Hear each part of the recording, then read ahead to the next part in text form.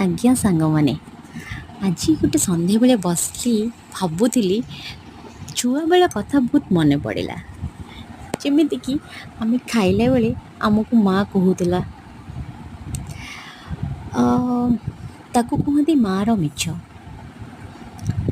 ମୁଁ ଯେତେବେଳେ ଛୋଟ ପିଲାଟିଏ ଥିଲି, ନ ଖାଇବାର ବାହାନା କରିଲେ ବଡ଼ ଗେହ୍ଲା କରି ମା କୋଳେଇ ନିଏ ଆଉ କହେ ଜହ୍ନକୁ ଦେଖି ଖୁଆଇ ଦିଏ। ଗୀତଟେ ବି ଗାଏ, ଆ ଜହ୍ନ ମାମୁଁ ସରଗ ଶଶୀ, ମୋ କାହ୍ନୁ ହାତରେ ପଡ଼ରେ ଖସି। ଆଉ ଖାଲି ଆଗେ ମୁଁ ଆକାଶକୁ ଚାହେଁ ଆଉ ଜହ୍ନ ମାମୁଁ ପାଇଁ ହାତ ବି ବଢ଼ାଏ, ସତେ ଯେମିତି ଜହ୍ନ ମାମୁଁ ମୋ ହାତକୁ ପଳେଇ ଆସିବ।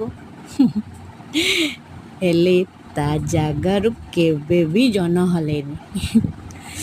ପେଟେ ଭରି ମୁଁ ଖାଇ ତ ଯାଏ, ହେଲେ ଆଜି ଜହ୍ନ ମାମୁଁକୁ ବସି ଭାବେ, କୁଆଡ଼େ ଯାଏ ସେ ସରଗ ଶଶୀ।